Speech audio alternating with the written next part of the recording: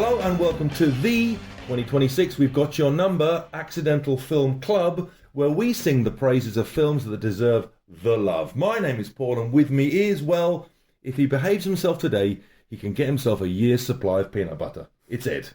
Hello. Today is Saturday the 7th of March 2026. Spring is peeking its head around the corner, dear listener, and my daughter has just ended up in hospital. She's OD'd. I blame the scumbag, loser, drug-dealing boyfriend of hers. I need a drink. In a dive bar, I bump into Joe, spouting some truly awful, racist, reactionary horseshit, but he says I did the right thing in the, Listen, I had a little confrontation with the scumbag boyfriend on my way over here. Things went bad. Maybe this, Joe, maybe he isn't such a bad egg after all. This could be the start of a beautiful friendship. Today, we are looking at John G. Avildsen's Joe from 1970, starring Peter Boyle as you've literally never seen him before. He's the he's the character actor you'll know from, well, as the monster in Young Frankenstein, right, or one of the drivers in Taxi Driver, or loads of TV stuff, but nothing like this. So, Ed, do you ever get the feeling that everything you do is a great big crock of every Friday night? Is that a leading question? Friday night. Friday nights, is it? Jeannie Mackaroo. So, Joe, John Avildsen, 1970, Peter Boyle, Susan Sarandon. What Tarantino calls a revenge-o-matic. Before that, we'll have a wee chat about what films have helped us say goodbye to the winter blues, and then a wee bit of bamboozlement. What's the matter, Ed? You got all these opinions and you can't pick a record?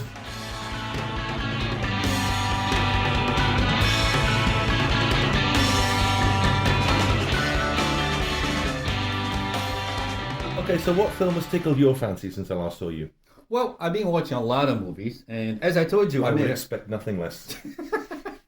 As I told you, I made an effort in early February to only watch movies that I've never seen before. Remember that? Yes. So it was a very good experiment because I realized I did spend a lot of time doing rewatches, which is great, to revisit a movie, but catching up on unseen movies are better. Okay. Yes. There were a lot of turkeys during this past month. However, there were a great few, and then there was The Passion of Joan of Arc from 1928. Oh, and you've seen it, right? I have seen right. it. Well, I've seen it because a few years back I decided to go hard on the Sound and Sound Top 100 Films in the World Ever Top thing. Okay. But I hadn't seen it until then, and it was a revelation. Same here. I mean, I've seen the title mentioned so many times, and that poster is kind of branded on my brain. I'm doing the pose. Very good. I mean, Maria, is that you? So, The Passion of Joan of Arc's story focuses on Joan of Arc's trial for heresy and judged by the English-friendly clergyman.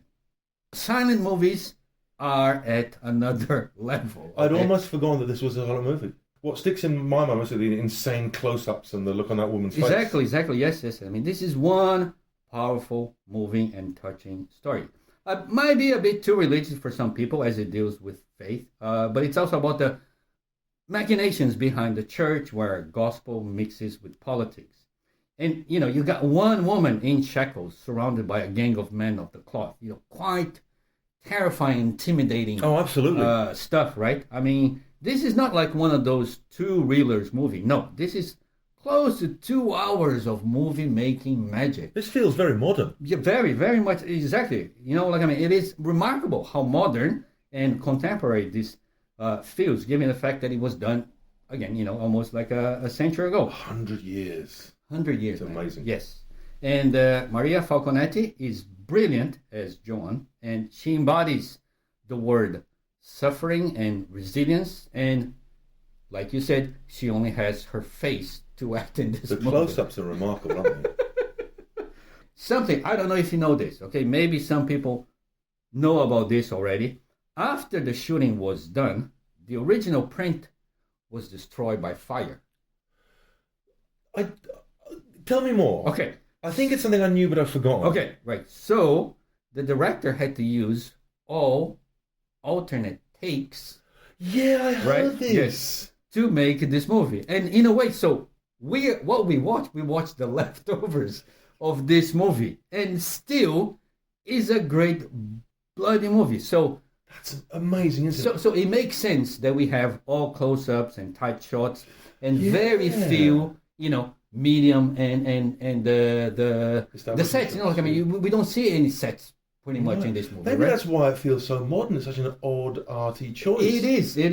Enforced choices. Oh my word! Cinematic. Yes. So Joan of Arc is a saint, but I think the director was a cinema miracle for us. Okay? Oh my word! The Passion of Joan of Arc. Okay, the things you're doing with my language. I am doing it. How about yourself? Any revelations there? The God. Don't listen. No, Here is what you need to hear.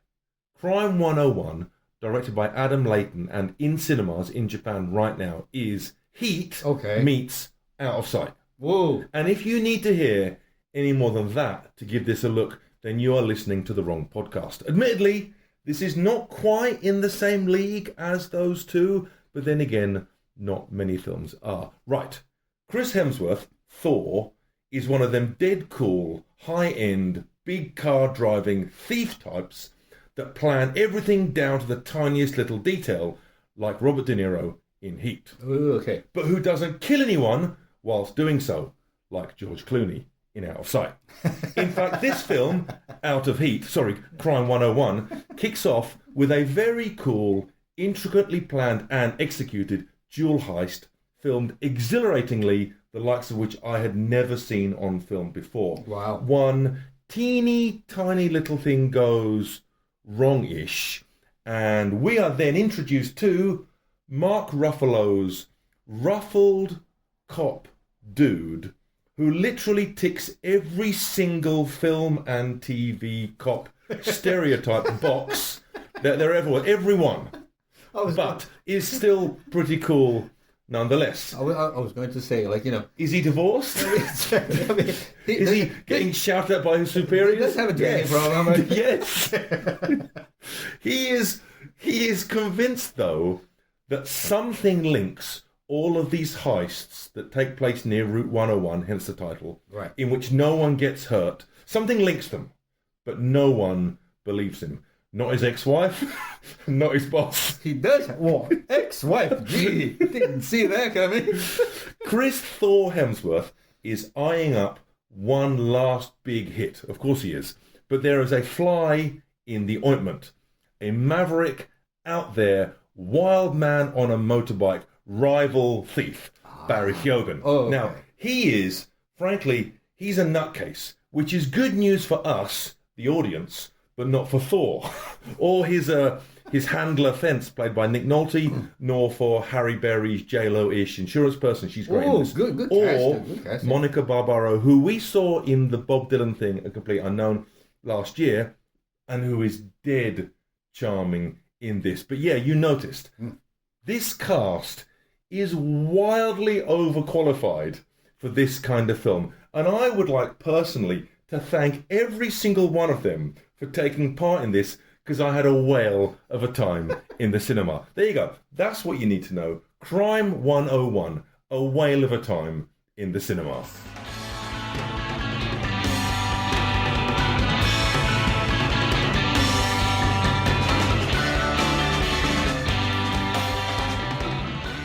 Joe from 1970, directed by John G. Avildsen, written by Norman Wexler of Serpico and Saturday Night Fever fame, and starring weird-faced character actor Peter Boyle, is, at first glance, a revenge-o-matic. Something goes down, wronged person puts right. Death Wish, Rolling Thunder, or more recently, Kill Bill. That sort of thing. All good fun, but at second glance, this isn't one of those at all. No. We kick off with a very odd title sequence. The name Joe emblazoned across the screen in jaunty, bouncy red, white and blue with this cheery but off-putting theme song, Ed's going to sing it for you later, that we're going to hear a lot of, that gives the impression of, well, is this going to be some kind of sunny, cheery riposte to Easy Rider or something. No, it's not going to be that. This film knows exactly what it wants to be, but I love the fact that it keeps you off balance, keeps you guessing. On first viewing, I didn't know what or who it was about for... I mean, Joe, the character, doesn't show up for 30 minutes, or 27 minutes to be exact. 27 minutes. Right. Before that, well, we open on Melissa, Susan Sarandon's debut, and her clearly doomed relationship with her hippie, arty boyfriend. Drugs and nudity are foregrounded. It takes less than a minute for her to reveal her boobies and for him to reveal that he's a horrible loser. Cool 70s New York street scenes, and then we're introduced to the parents, Mum and Dad. We have Dad trying so hard to be the good dad, and then an awful happening. And is this going to be our death wish trigger? Is Dad the protagonist, not Melissa? Well, wait until we meet this horrible Joe character in a dive bar where he introduces himself with the most horrible, literally unrepeatable, degenerate, racist, reactionary screed of bull that... Hold on. This film isn't going to be about him, is it? Him? Joe's not just an anti-hero, he's an anti-protagonist. I mean, think about it. It's a groove. It's dynamite. Okay? It's not, though. It's dark as Didn't know really what to expect. Actually, the first 20 minutes I thought was, again, I thought suspenseful drama about father's secret. Oh, okay. But then Peter Boyle showed up and I thought, okay, Black male root. Now, it's a bizarre descent into paranoia and alienation. It's a weird setup for a movie. Rich guy and racist working class guy meet at the bar. In any other movie setting, this would be framed as a comedy of sorts. I think, right? They had the wrong director. Well, I guess, Eddie Murphy, Dan Aykroyd, that was a funny movie, so this would work too. This is the other side of Trading Places. Funny, right? Depending on your type of humor, you might even laugh while watching Joe. Me, I laugh through my fingers, cowering behind the couch, okay? This movie will make you react in all sorts of ways. The journey is most unpredictable, to say the least. Yeah. From the greedy look to the sudden left turns, I just kept saying things like, they're doing what? Okay. Did he really? They're doing that there? Did Joe really say that? But, if you have to compare to another movie, and I'm going to compare to another movie, okay? This is the older stepbrother of Taxi Driver, which Peter Boyle was also in it, okay? Yes. They speak the same language. The characters have the same angst, and in certain ways, live in the same messed up world. Taxi Driver just looks better, I think, This is very, well, I love Taxi Driver. That's Michael Chapman. But anyways, okay, even though it is dealing with the rise of the counterculture movement and the pushback of the boomers, creating this battle not only on the street, but as we see in the movie, within your own family. Joe speaks volumes to what's happening in the world right now. Okay? Unfortunately, I think you have a point. Yes. Yeah. Joe ranting in that bar, totally unfiltered. Unfiltered is the word. Yeah. Unfiltered. Totally. It's the same as the idiots ranting. There's no fact checking. It's the same as those idiots, ranting in their own manosphere. Perhaps not much have changed, unfortunately. Peter Boyle is an absolute revelation. He was young Frankenstein's monster to me, but I hear he's mostly a TV guy, and you hear an awful lot of "they wouldn't make this today" talk about films, which is often true-ish. But what's 100% true is that you'd be hard-pressed to find the actor in 2026 that would allow themselves to be filmed spouting the filth that pours out of Joe's mouth. It is considered brave for an actress to dress down and ugly up Right. for a role, right? Right. Well, how about Peter Boyle uglying up his soul for this? Ooh. Jesus, I mean, he has to jump through some hoops in a couple of amazing sequences. I mean, Melissa's advertising executive father befriends hard hat, blue collar Joe, and with their wives, the two couples have dinner at Joe's home in an uncomfortable, cringe-worthy other side of the tracks meeting that recalls Robert De Niro and Ben Stiller in Meet the Parents, crossed with Rod Steiger and Sidney Poitier in The Heat of the Night. Peter Boyle 100% sells this, and I was so uncomfortable watching him that I nearly ordered a new sofa. I like that line. I jotted that line. Okay, and then later we get the two men hanging. Yes, hanging is the right word. In a hippie spot and chilling with these hippie chicks. And yes, this is a rare case where chick is the right word. Is the right word. Okay. In these scenes, the performances are believable and uncomfortable, Right. Yes. and real, and you don't get this in Death Wish. For a moment, you feel, well, for more than a moment, you really feel for this awful human being trying for all his worth to reach across the divide, but ultimately failing spectacularly. Right. It is a beautiful thing to watch. I mean, from between your fingers, that is. Well, exactly. There you go. And I'm the same, man. I can't say I know Peter Boyle's work, okay? Loading on the Ritz. exactly. You know? Come on. You know, for me, he was always the dude on the sidelines as supporting character when I was growing up. So to see him as the main character, being the conductor of this mad train is great. Okay? Yes. Like other actors letting loose when playing a very, very unlikable character, Peter Boyle exceeds as Joe.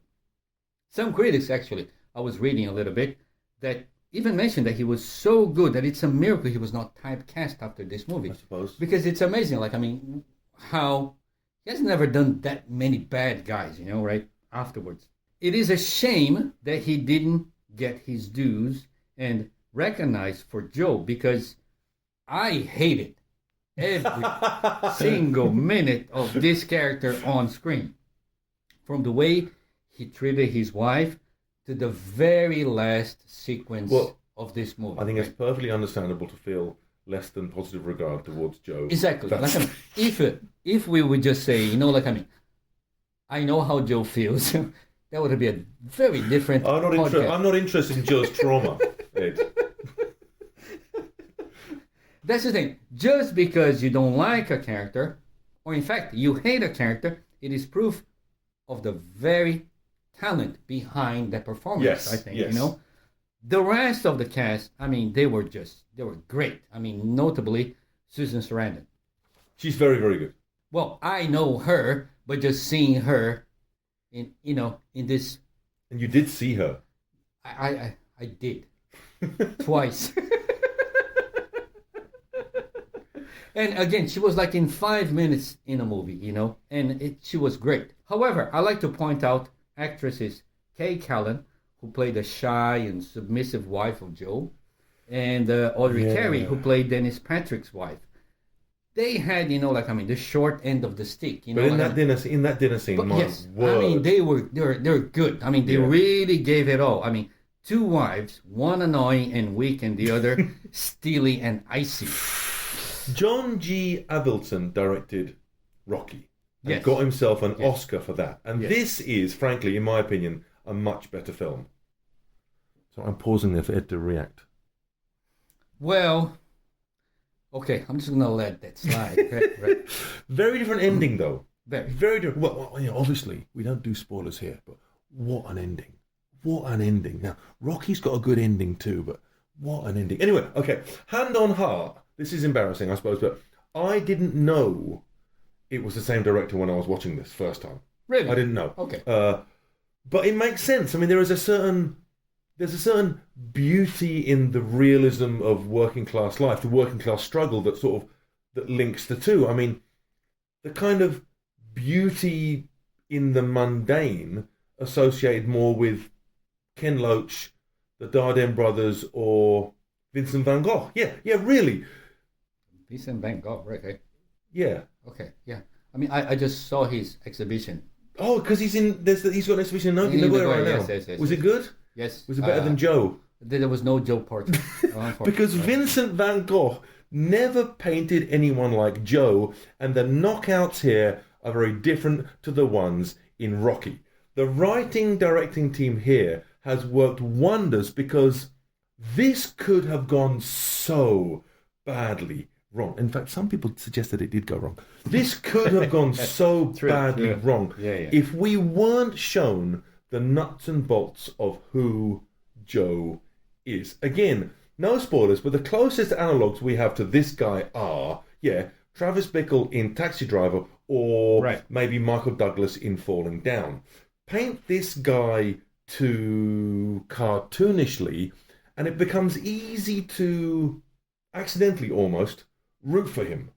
But get him just right, as they have here, and you get the true Greek tragedy arc that befalls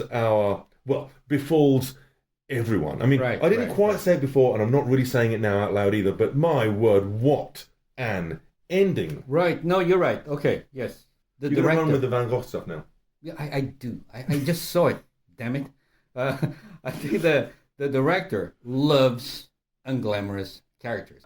Rocky, I think when I watched Rocky, I think I had realized very early on when I was watching that movie, this is a different type of movie. The hero did not look like a hero. He didn't look like Travolta or Pacino. His girl did not look like Jane Fonda. Okay, no. And pretty much most of the cast of that movie, those guys were hanging out on a corner bar next to my house. Okay. Well, it's quite easy to forget after Rocky 3 and 4 exactly what Rocky 1 looked like. Right. Yes. But on the other side, Carl Weathers, and his family. Yes, they look Hollywood, Yes. They did, Peter Boyle, as Joe, is as Joe as they come. He's as Joe as they come. Man, and the Joe. And this New York looks degraded and run down as Philadelphia did in Rocky. And I blame the hippies. Exactly. And that so does Joe. Exactly. And that vision, to be able to capture the humanity in this sea of grainy images is amazing. But another thing, before we can find any humanity, we're dealing with supersized, extreme nightmarish characters, All of them. Your fear and paranoia, it's coming true to life here, The rich are able to get away with anything. The working class racist nut job shows that, hey, we're all the same, I'm not the same as these people. I want to put on the record that I'm not the same as these people. And lastly, drug dealers, damn, they can't catch a break, man. Come on, man. It's a hard life, man. Hate the game, not the player. Exactly, man. It's a urban tale here. And all of these things, these elements, would be a one-shot movie, but writer Norman Rexler, who also directed Mandingo, which is like a Mandingo, yes. I have seen that. Right, okay. And the director, they put all the candy-colored treats in one sick bag, shook it, and dumped on our laps. Okay? Yeah, my word. I mean, it would be great to say that we no longer tolerate people spilling racist vitriol out in public. Or we're no longer suspicious of our neighbors, That's that scene with Joe, right? Yeah. And when rich people do bad things, they're judged and punished. Yes, that would be great. But we don't live in that world yet, Ed. We don't. We live in a world where Joe, Taxi Driver, and most recently, One Battle After Another, are sort of like an unplanned trilogy of movies that I think are out to shake the system and shock the audiences. And at the same time, are great movies. They are great movies, and we watch a lot of great films for this podcast, and it is a rarity, a real rarity, for a film you'd never heard of a year ago, out of the blue, to become. I mean, okay, we knew, for example, that Playtime and the Battle of Algiers, which you saw last year, we knew before seeing them that they were going to be great. Yes. We were ready for our socks to be blown off. But for one to, out of the blue, blow your socks off and blast its way into your top films ever list, well, then that's quite a thing. It's even more of a thing considering that this film doesn't tell you who or what it is about for half an hour. And once it does, its central character, its anti-protagonist, is completely unlikable. In fact, he is wholly hateable. Horrible character. Absolutely. Fantastic film.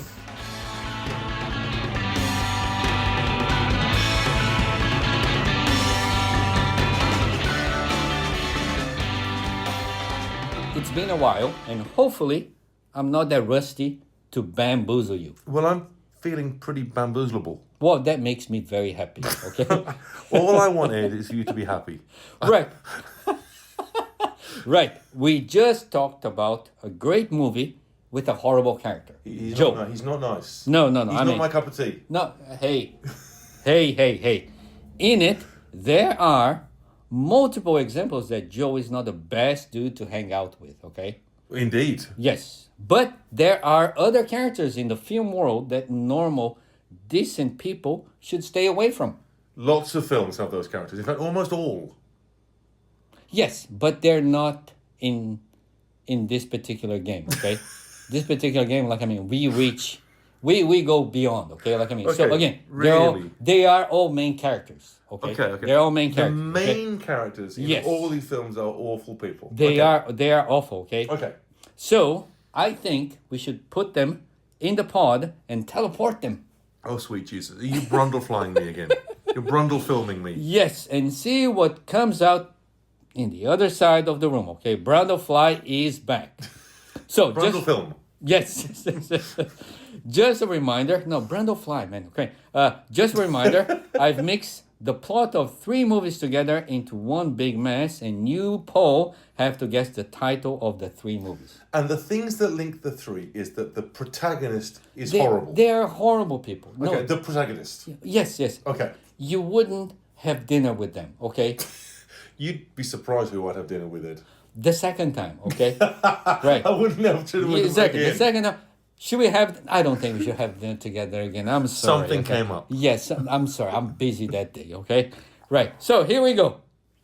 A veteran of the Civil War returns home and finds that his wife mysteriously disappeared. Okay. Since he's a bad man and he fought for the wrong side, folks believe he's responsible. Okay. Enter the calm and baby-looking deputy sheriff. Calm and baby-looking. Yes. Okay. He's investigating the disappearance. So... I'm making notes here, sorry. Okay, that's okay. So Deputy clues point to a Comanche chief. A Comanche chief. Okay. Yes. But, the sheriff, actually, he doesn't care because he's busy killing women during his off hours. Well, he's never going to find the baddie that way, is he? Okay. I mean, so he's killing women in his free time. Yes. In that movie, he's not a very good sheriff, apparently. Okay. Meanwhile, people are wondering if the wife is really dead, missing, or maybe smiling somewhere and completely safe. End. That's it. The wife missing and maybe smiling somewhere. She's safe, maybe. Okay, let's take these things one at a time. A veteran returning from the Civil War, so I'm thinking westerns. Mm-hmm. Now, my initial bang is the outlaw Josie Wales. See, that would be your pick, okay? Because I love that film. Yes. What do I like? Well, you're more of a John Wayne guy. Exactly. So which is the one where he comes back? He comes... Well, there's a lot of... Well, they all come back from something and face things, don't they? Okay. So he's a veteran from the Civil War. But is this the one where he's Rooster Coburn? No. He's racist in that one. But he's really racist. He's really racist in this one. He's really racist in this one It's a great movie, okay? And he's not looking for his Missing Wife. The Missing Wife is the plot for the other movie, okay? I think the Missing Wife one is that Ben Affleck film. Oh, okay. Is it David Fincher? Yes. It's either Gone Girl or Gone Baby Gone. It's and Gone Girl. Yes, Okay. yes. I get that the title of Gone Girl and Gone Baby Gone mixed up, but I can't, and I think I've seen them both. Gone Girl is the one with, sorry, what's the name of the girl with the blonde hair? Rosamund Pike. Yes. Yes. I think for me to say too much about how much I like that film is to spoil it, but can I spoil that film a bit in... Well, see, that's what I was wondering. So she goes missing, Yes, right? yes. And first of all, he's the, oh no, where's my wife type husband, and everyone feels sorry for him and the papers come and stuff. Yes. But then it turns out that he's got a bit on the side. Yes. And therefore, did he kill her? Or has something much more intricate and weird gone down? It's very twisty. It's clearly a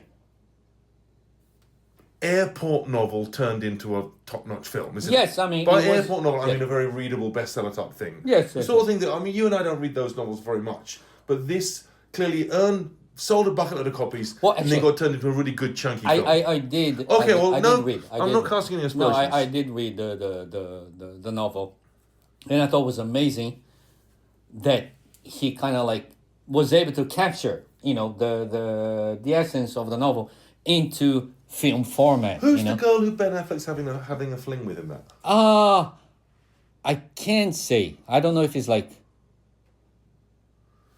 Anyway, she was a bit of a peach.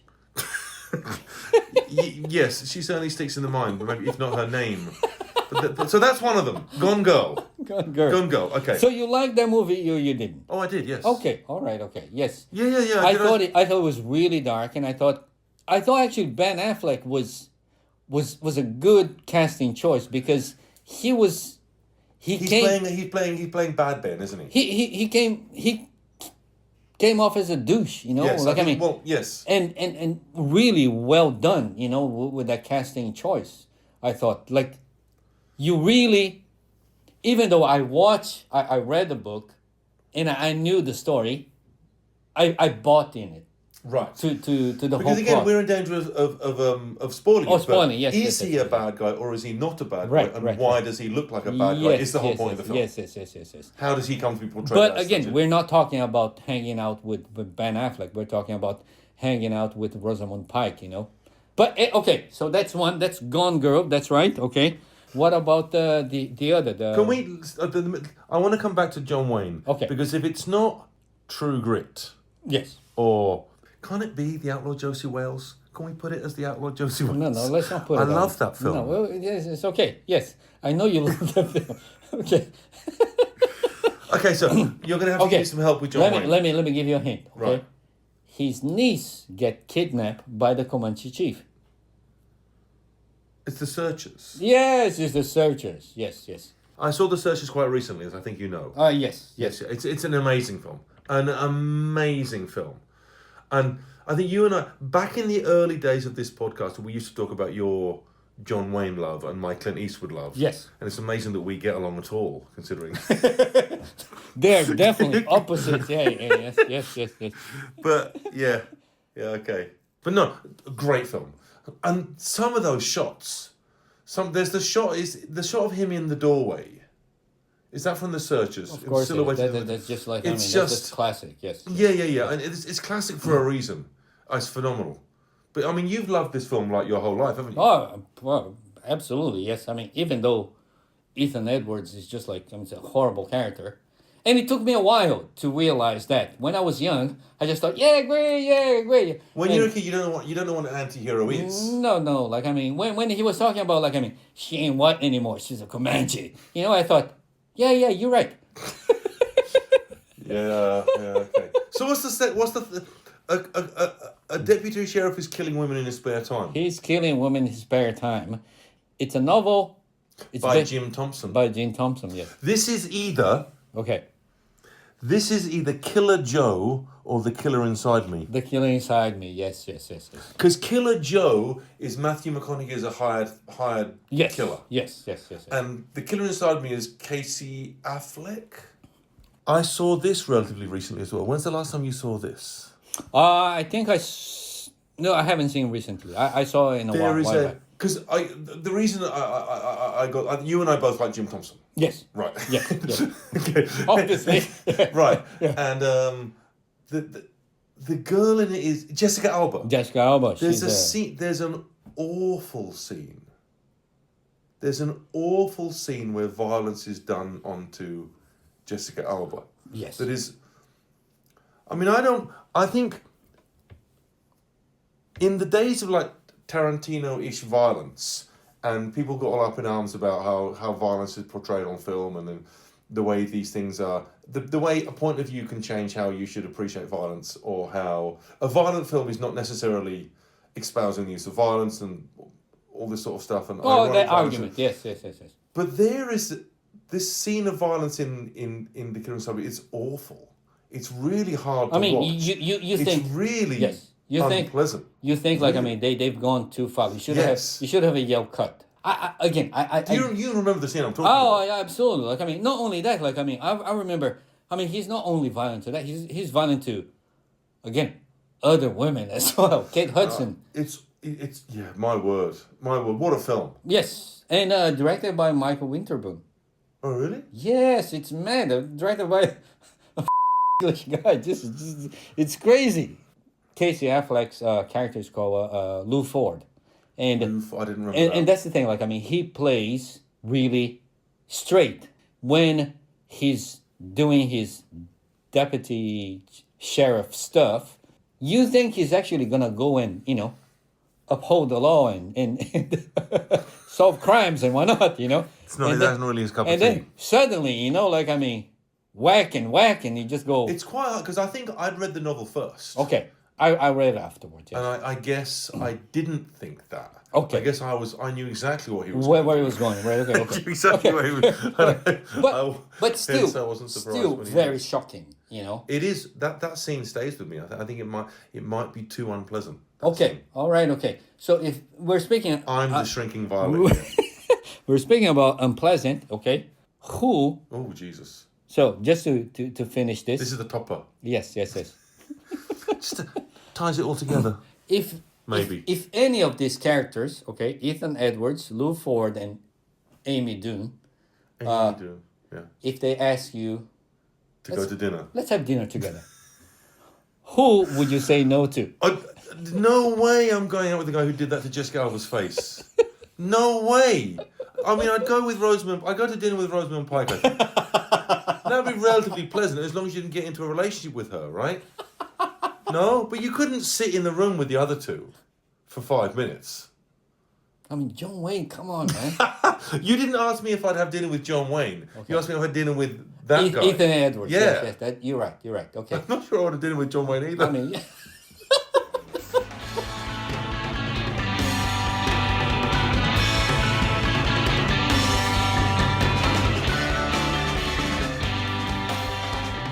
Thank you very much for listening. We are the Accidental Film Club podcast, continuing our mission to spread love.